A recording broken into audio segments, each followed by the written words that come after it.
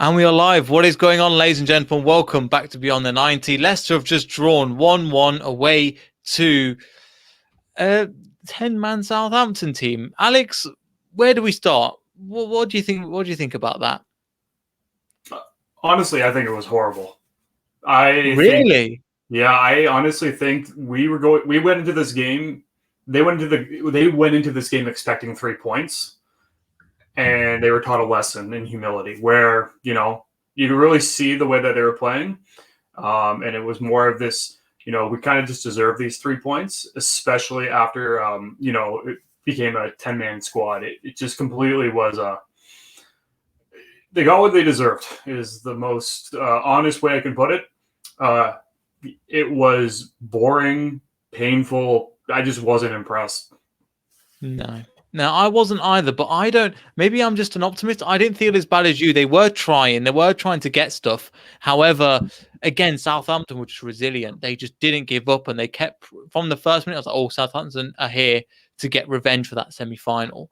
And when we went to play, I just think it was like, they tried. I think it's one of the criticism when we had Dewan on the podcast, and when he had criticism of Brendan Rodgers.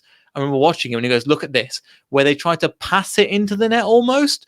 Maddison, but then there was Maddison was trying shots outside of the box, but nobody was trying to I don't want to criticize the team too much, because at times it was like, it nearly worked out. It wasn't as good, but I don't know if I'm being too critical of that, because they were trying, but it just didn't work, in my opinion. And part of that was, again, credit to Southampton. I mean, McCarthy, from me, had an incredible game.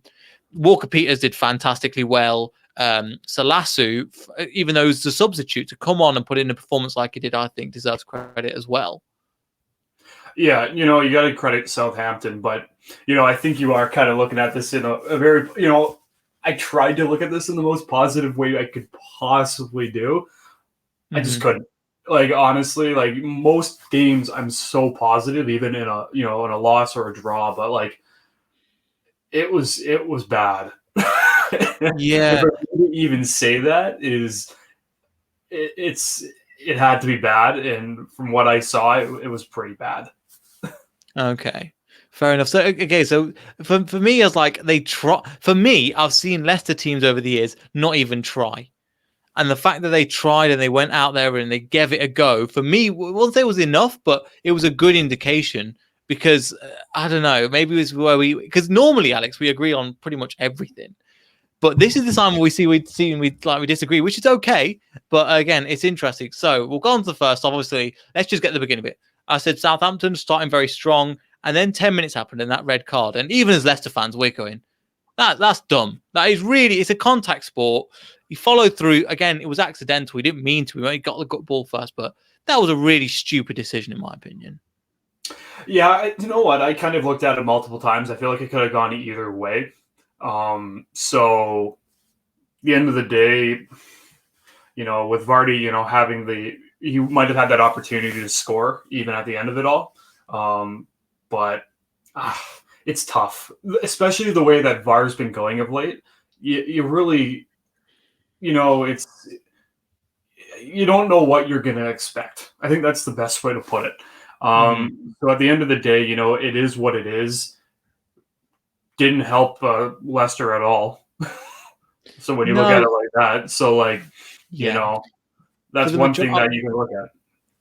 I agree with you. For the majority of the performance, it didn't seem like we had 10 men. Oh. Sorry, they had 10 men. It seemed like it was 11 versus 11. And that's probably one of the most annoying things. We've seen teams in the past where they didn't hold their head. They were like, right, we're going to try and play. And Leicester, again, they just tried to play the football that they used to play. And it just didn't. There was no killer sucker punch. Vardy wasn't on it that much. Iheanacho was just being, I think, marked out the game really, really well. I think Timothy Castagna didn't do too much. Yuri Tielemans, who I thought would have a phenomenal game today, putting balls through, didn't do anything too much. But we get a draw, and I know that's not ideal, but it's still a point in the right direction, because we've still built up a good lead to secure Champions League football. Yeah, and I'm still trying to get my mind set across to, every point matters. So I look at it in the sense of, getting a point in this is better than no points at all. But Thanks. This was a clear and present opportunity to get 3 points. A 10-man Southampton team, like last year, we'd be laughing if we were given this at the end of the season. To see something like this, especially in the season that we've had, we could really have distanced ourselves from 5th spot, and just to be only able to manage 1 point is frustrating. And I even would say we are lucky to get that 1 point. Yeah, I think thingy was it called at the moment. Christy said the same thing. So for me, it's not a point that we deserved. Again, if they didn't get that penalty, if they didn't get the penalty, then the fact is we'll come into this and we'll have a very different. If they didn't get the penalty, then sure. I mean, the penalty was a decision. I'm like, by the letter of the law, it's correct, but in that position, do you expect anybody to do anything else? Kind of, my hands would come across my face, and I looked at it and I went, "Oh yeah, I get it." But what's he supposed to do in that situation? Like, Kelechi Iheanacho can't get his hands out of the way. Yeah, I think it's more frustrating because it's out of anything that could possibly happen, that's what's going to happen. And I think that's I think what you said is perfectly said. How the heck are you going to get your hands out of the way in that situation? So. Bad luck.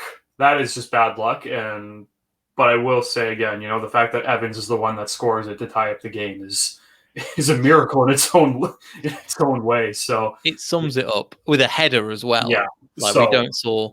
And again, that's a good point. Actually, maybe I'm being positive. That was a great assist by Nacho. He didn't have much room, but he managed to get the ball away and get Evans in the box at least. Yeah, I think that's one thing that you can look at is that Nacho's still contributing in other ways if he's not scoring, and he definitely contributed to my fantasy Premier League team, so I'll take that. But positive, you see it positive. Yeah, it's a positive, right? I got to catch up somehow. But you know what? Like I'm trying to pick out the positives, and that's where I'm stuck today because. Really, no one really stood out. Usually in a bad performance, you have that one player that sticks out. But even as I'm going through my head right now, I can't really pick out that one player that really, changed the way of the game. You could kind of give it to Evans because he was the one that tied it up. But other than that, there's really nobody. Yeah, there was, again, David's put a good point as well. Took too long to get going, which I agree as well. Lee's selection was poor. I don't think so. I mean, why would you change a team that won against Crystal Palace? Needs freshening up after a tough game against Monday. But who do you freshen up? You've got Ricardo Pereira. I was shouting for him at about 60 minutes going, because I said before, Harvey Barnes was the kind of player that would play and could kind of break through defenses, break lines and get into the squad. So if he's not there, I'm thinking, right, Ricardo could come on. He gets the ball, and you've seen him a couple of times drift past a couple of players. Perez didn't really offer anything. I mean, we changed that formation. I thought, great, okay, we're playing 4 at the back now. We're going to try and push on in the second half. And it just felt like they're pushing, but it's only going up by like a small amount at a time. And by the time we started to get things going, they scored. And you gotta say that's partly down Southampton. They knew the game plan. They stuck to it. Played 4-4-1, and they managed to get a point, which I think was great from their perspective. But from ours, we should have been knocking on the door a lot more. Yeah, and you know what? Like Perez looked like a fish out of water. He looked lost, in my opinion. He didn't have it today. Madison didn't have it today. He was very boring. Is the kind of the most appropriate word I can put. It was slow. As Ethan said, Vardy missed an opportunity that could have taken the lead at 2-1, and we are really seeing a completely different version of Vardy this season right now. And I think, and you hope that he figures it out and he gets back to his ways, because the last thing you want is Vardy's scoring ability to go down like this, and a lot of fans just starting to distrust him and be like, oh, we need a striker, he's not reliable anymore. So there's a little cause for concern just with that, because with how Vardy's been playing of late, most times, before this huge drought, he wouldn't have an issue scoring any of these goals. Yeah. Throughout this, this drought, it has been very apparent that he's just not himself. And that could be, between, him getting, destroyed in the start of the game, his injury that he had surgery for, and, just this mental block. It could be a whole bunch of things, but I think me and you can both agree that, the amount of times that Vardy's had the opportunity to really make a difference in some of these games with a goal, he's fallen short. Yeah, and it's not something that you would say this time last year. You would say that Jamie Vardy always managed to get it, and something isn't clicking. Something isn't quite there because, again, he's had, as you were saying, gilt edge opportunities, chance after chance after chance. In this game, he had, I'd say, 2 or 3 opportunities. Yeah. One of them was, again, it was straight, but you got to credit McCarthy for making a great save, and he was a fantastic player in this match, and we do have to give him credit because at the end of the day, I've seen other channels that would just be like, oh, we don't care, blah, blah, blah. Everything is wrong. Everything is wrong. And I don't want to be like that because they did prepare really well. Jamie Vardy, the thing is, I want to think of it as he's not recovered from his injury. It's blatantly obvious that he's still got that groin thing. And also, when he gets his, we thought it was I think you tweeted as well, it will be the end of the game, or you said on the group chat, be the end of the game. So the fact that he's come in, but again, it's that clinical, that final ball. I think somebody put earlier in, Diddy needs to be getting that on target. And I'm like, I'm totally with you because I was like, that's the goal. That's the goal right there. Where's it gone? Nate Mateo puts again. It must hit the target there. And I think he's correct. So he just needs to put that ball. And again, he doesn't need to smash it, but just place it on target. And we've got a goal and we're in a very different position because we'll be in the same position we were against Crystal Palace. Yeah, and I think that's one of the big highlights that I really took away from this game is we have some players that have fantastic final touches. And then we have other players whose final touches is a moonshot. And I think that's one of our big key areas that needs to be worked on because, we can rely on, Nacho. We can rely on Madison. We can rely on Vardy, Perez at times, Castagna other times. You have players that you can rely on, but when you need those moments, where you need someone else to step up, like Evans did today. Yeah. He stepped up, and that's something that you need. And I think another thing is, one thing that I'm not the only one. I've spoken to a lot of people just in group chats and whatnot is, Madison's free kicks, whenever he's been woeful. It's just been, it's something with the first man in him. Like, it doesn't matter what team, it just seems like it's always going to happen. And I don't know if that's mental or not, but that's something that needs to be worked on too. And I'm trying not to think of all the negative here. But yeah, I think well, the thing is, I'm always thinking of, again, he has all these opportunities, but who was creating them? He was the only person going, right, I'm going to have a shot out of the goal. And it nearly worked. Perez had a very similar one about 2 minutes later where it nearly crept into the top right-hand corner. So I'm thinking, okay, if them 2 good saves by the goalkeeper, sure. But then you've got other opportunities where, they get that free kick and we could have, he just put it wide. I'm thinking, if you get that in the corner, nobody talks about the rest of your free kicks for the rest of the game. And that's the slight difference between a great player that will be mentioned again and again and where Madison is at the moment. So I don't want to go on him too hard because sometimes it was like, okay, we'll try and pass the ball across the field. And you're like, why? Just get it in. Just hit the ball at the keeper and get it in. And Madison was the only person that was trying that. Yes, it was too far deep, but that's because they've got 2 blocks of 4 blocking in either space. And he's got to go, right, I'm going to try something. So I don't want to hit him too hard because I'm like, at least he's trying something. And that's my perspective on it. It's slightly different. I know people always criticize me about being too positive. I mean, we are still in a very positive position, in my opinion. But he again, I think Diego was a good point. He hasn't been to that same level. He's been, not, I wouldn't say poor, but he's been 4 out of 10 since his recovery. He's falling short for sure. Yeah, and I think the one thing with Madison that I've really witnessed over this season and a little bit of last as well, park the bus. That was a good one. I like that. But with Madison he is an extremely streaky player. If he's on form, he's unstoppable. Yeah. But if he's cold for a game or two, it's going to take him 3 or 4 games to pick it up. If he's injured and he's coming back from injury, forget about it. Because you're not going to see, the James Maddison that we've seen when he's just, at the top of his game for weeks. And that's one of the, I'm not going to say it's a concern, but it's something that I've really picked up this season, is that when he's streaky, he's extremely streaky. Yeah, it's very high, very low. Like, what was it called? We were talking about this, I think, I don't know if before you joined Beyond the 90, but we were talking about how many goals has Maddison scored from, remember we scored New Year's Day on 2020.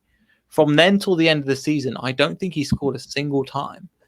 And again, as you were saying, you don't think he might have assisted, but he didn't score. And it's one of those things where he comes down, and then he was coming up to his peak, and then he got injured. So that comes back down again. But players like Tielemans and Ndidi, who again, Ndidi didn't do a lot wrong, but going forward, it was just that final pass or that shot kind of summed it up. He was doing well, but it didn't quite reach that same levels. Yeah, and that's the thing, And like I said, I'm not criticizing Ndidi or Tielemans. I think what they have done this season has been incredible. Yeah, and I'm definitely not going to rip them about their shots, and Ndidi missing the net, because I would miss the broadside of a barn any day of the week. It's the truth. But those are the moments where that that was the opportunity, And I think if I do go back to watch the last 20 minutes or so, because that's where really that was the parts where if Leicester really were going to take the lead, that's where it was going to happen.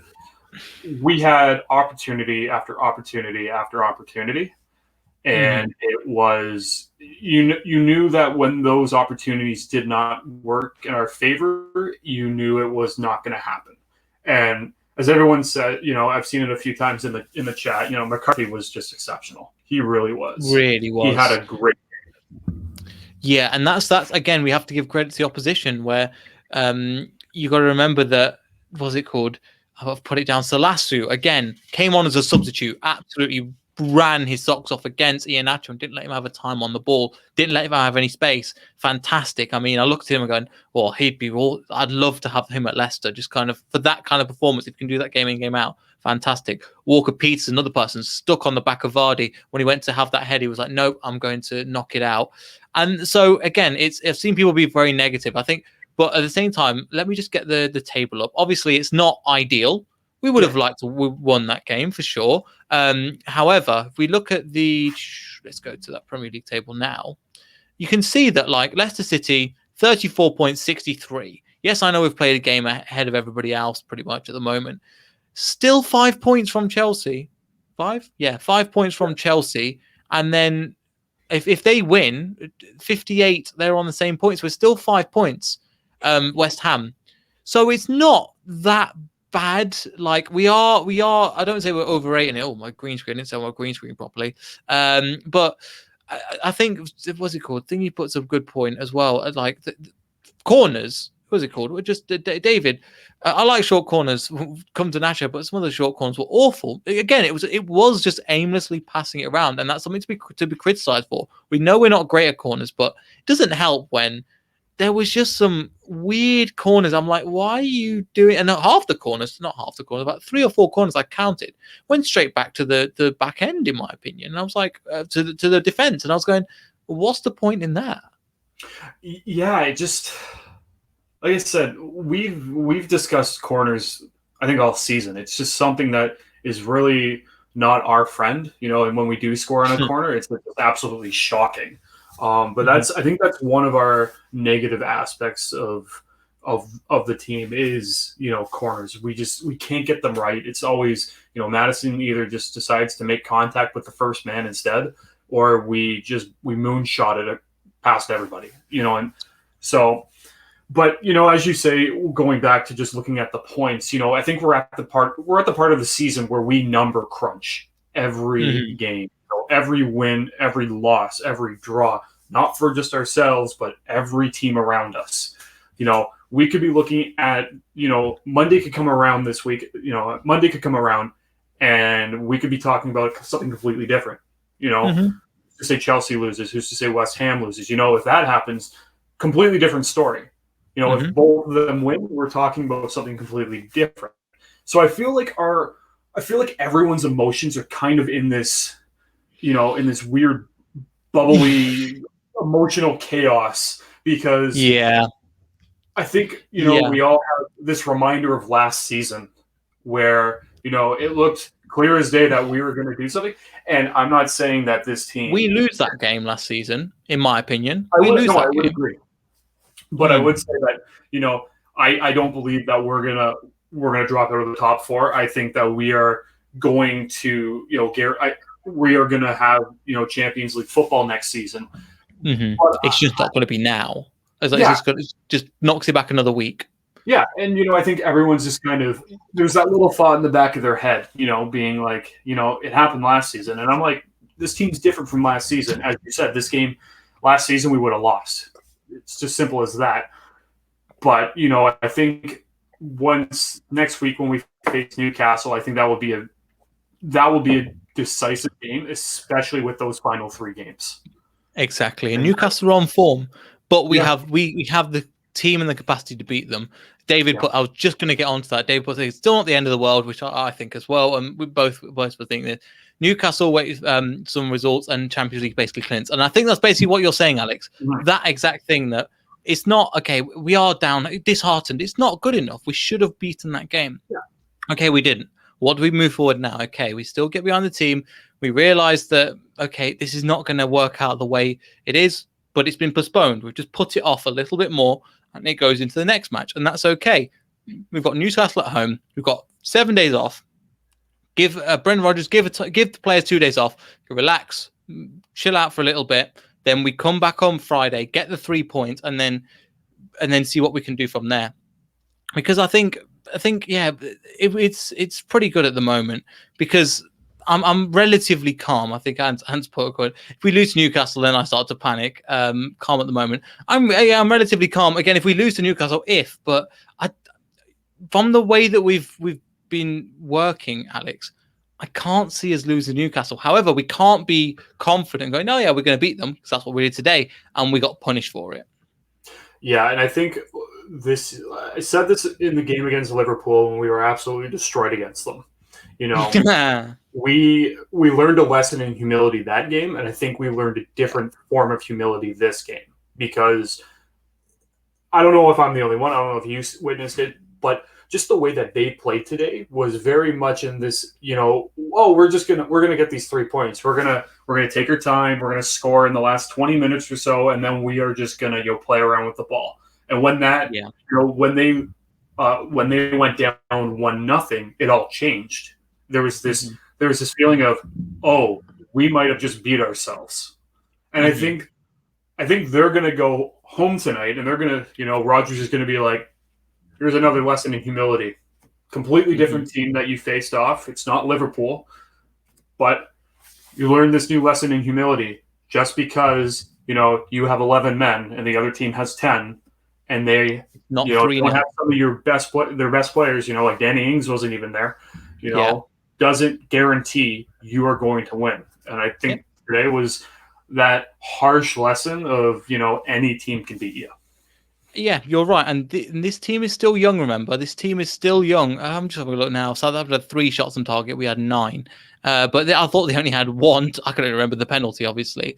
However, we have a young team. They're going to make mistakes, and that's okay. They're making a lot less frequency than last season, and we've made a lot of improvements from last season. That's something to say as well. And Ethan puts another point as well.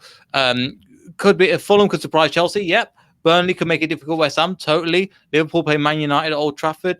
So you could see both them losing points, bearing in mind that Chelsea have just played on the Tuesday, Wednesday. I'm losing track of the days at the moment. I mean, today's really throwing me off because it's like I'm recording on a Friday night. I mean, what is going on? Well, different time.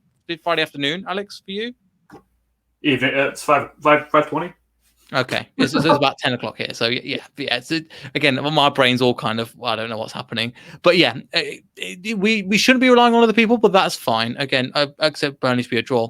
I think we kind of agree there. Ethan was another. Yeah, we've had set corners and set pieces. It's just a bit like, ugh, come on, Leicester. We can. There's not many gripes we have. This is one of them that's just niggling all of our fan base. It's like, oh, we can just do something a little bit better, can't we? Yeah, and like we've talked about you quiet Neek. You think you can come in here with your Man United stuff? We beat you 3-1. Get out of here. We're in the final. We beat you anyway. Yeah, thanks, Neeks.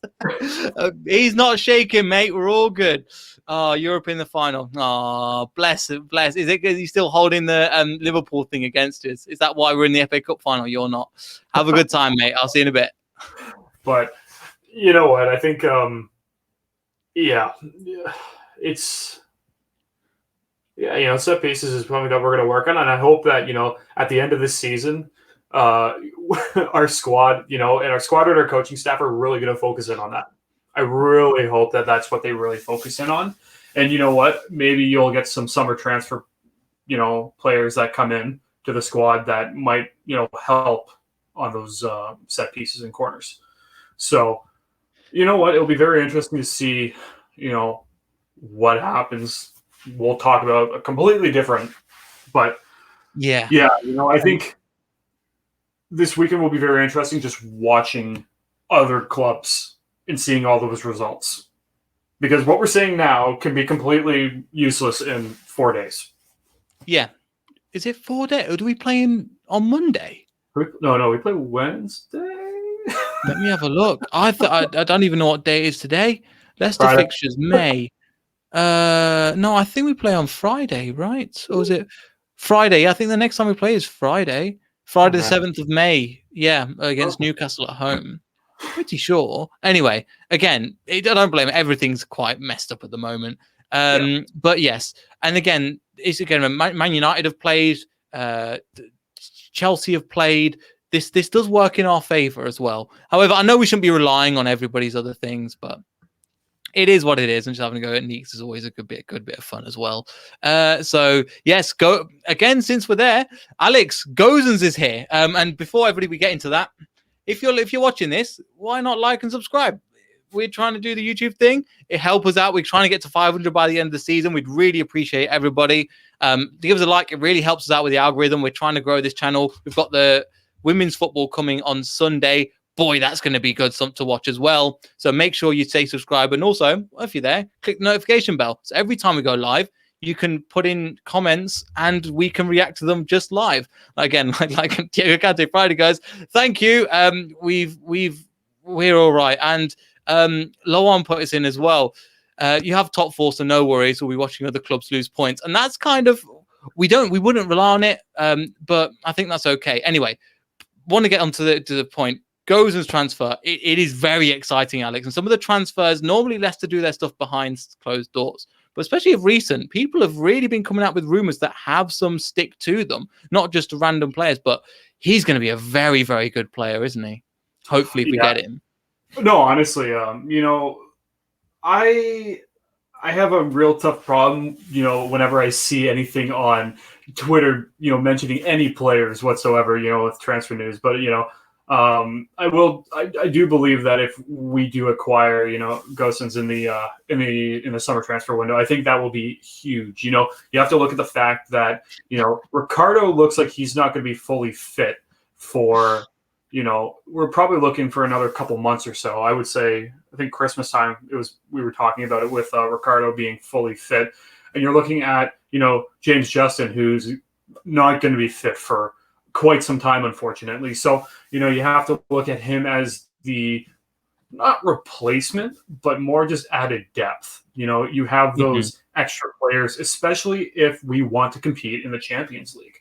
Yes, you want to be able to rest players here and there. And I think that's one of the things that I think we're going to see this summer is we're going to bring more players in. We might see a player being sold in order to facilitate. However, I think it's going to be quite interesting. And I think I'm excited because he has played with Castagna before. And I think that link up right there is quite exciting because they know each other. And I think that's just good news that you're going to bring another player over. And I know we were also linked to him last summer.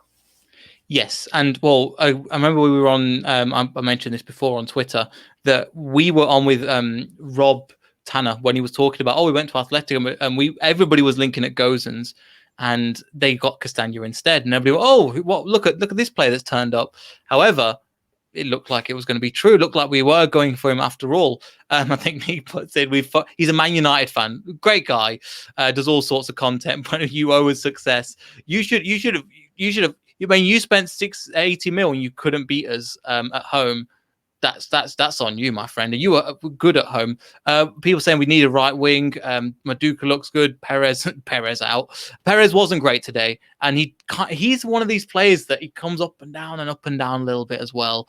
But I don't think we're going to concentrate too much on the match now. I think look forwards, and some of the rumors that have been coming out, Alex, has been sensational. I mean, we are close, but everybody's talking about other stuff at the moment. But apparently for 10 mil, that's how Leicester do business. That's how we ripped off you 80 mil, mate. That makes sense. You need 2 more zeros to that, and we'll consider it. Okay. Well, my favorite thing is that you spent all that money on a fridge. So that's one thing that boggles my mind. But you know what? I think when it comes back, reeling it back into the transfer news, I think one of the most exciting things, regardless about the transfer news, is that we're hearing rumors of players that would never be mentioned. No. Being linked to Leicester, a few years ago, prior to the us winning the league. So I think when you see these names being mentioned, you can tell that things have changed. The way that we play, we're always battling in a top 4 spot. We've only dropped once out of the top 4 since 2019. Unfortunately, and that's wild when you actually think about it. That stat's insane. But you have players that have gone out as well. Yeah, and you have that. You have players that have gone out. I think this brand new training facility is massive, and I think this has turned a lot of heads. And that, I think, has excited not only the fan base, but I think it's excited a lot of the players at the club, because I think they realize that with all this that the owners have put into the club, that you're going to see a lot of more players really look at Leicester as a destination spot that they want to play at. Yes. And I think that's something that, like I said, a few years ago, we wouldn't have even been talking about it. If we were linked to, Gosens, prior to winning the league of his, of his capability, I think we'd be laughing because you'd be like, okay, who tweeted this out? We know it's a lie. So I think it's very exciting. 20 mil as well, because I think we broke the record for 9 million for Joe, and I remember thinking, whoa, look at that big amount of money. I know. So it's an exciting time, and I think we're set for an exciting roller coaster in the summer. We've always managed to put a positive twist on it, Alex, and I love to see it as an eternal optimist. Again, another thing as well, Ethan puts, not top 4 yet. We've seen our last 3 games of the season. In my opinion, we don't play like that the last 3 games of the season. When we come up against big opponents, Leicester City just go, right, we're going to turn up now. It's not an opportunity to throw in the towel and go, right, if this was Manchester United, I guarantee we are not playing the same thing as well. So I'm thinking it will be there. We're nearly there. I mean, we've done so well to come in such a small amount of time, and it's going to be fantastic, And Newcastle is a must-win for Leicester. The last 3 games are horrible. People keep writing us off. It's going to be the last 3 games of the season, yes, but I've been on other channels and I've looked at the run-ins that Manchester United have, that Chelsea have. My God, they've got Real Madrid, then Manchester City, then Liverpool. It's not an ISO. We get hard. We get things that are hard because of the last 3 games of the season when we can turn up against these players. I'm not having it, in my opinion. Yes, we should have won this game and things like that, but Alex, overall, we've created a gap. We're not just there on the same amount of points as West Ham and Chelsea now. We've created a bit of a gap between those teams. Yeah, and I'm going to reiterate, we still are the only club this season to not drop out of the top 4 all season long. So damn straight. So we're going to play Newcastle, and I think we're going to bring our A game. And then we are going to play what are our final 3 games. So we got Man United, Spurs, and Chelsea. And I think we are going to walk up to every single one of those teams and we are going to play. Yeah. It is not a discussion of are they going to show up. This team is ready for Champions League football. And hands down, they are going to showcase it.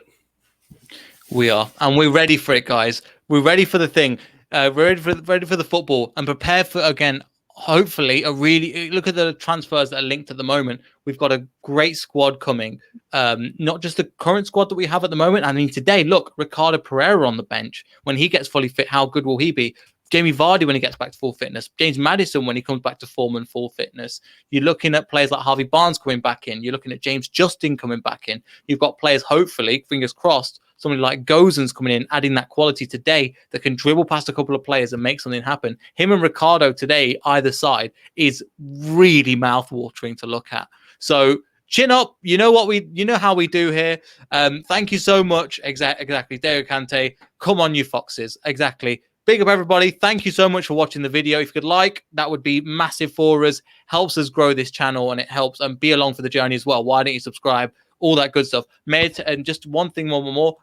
Sure to pay attention to the Sunday game. We're playing at Charlton, the women, at the King Power Stadium. The first time ever they're doing that. So it'll be hosted on the FA Player. Keep an eye on our Twitter. We'll be able to fill you in with more information. Also go to Leicester City Women's Supporters Football Club. Oh, that's a mouthful. And you'll be able to find their information there as well. We'll be live after the match, but make sure you pay attention because we've got some very special surprises coming. Just as we brought you when we won the Champions League, when we won the championship, we've got another very special thing coming. So, Alex, I know you'll be paying attention, but we're excited for that one, aren't we? Oh, hands down. I've had the day marked in my calendar. I'm pumped. So it's going to be awesome to watch. I think it's going to, my only wish at this point is that you had fans in the stadium. To have fans in the stadium for this game the crowd would be nuts. The sounds would be insane. But I think what we're going to be able to witness, regardless, is going to be something that we're all going to remember. Yeah, exactly. And on that note, ladies and gentlemen, thank you so much for watching. Make sure you like, subscribe, all that good stuff I've already said already. Smash the like button, follow us on Twitter, all that good stuff here. And we'll see everybody in the next video. So goodbye.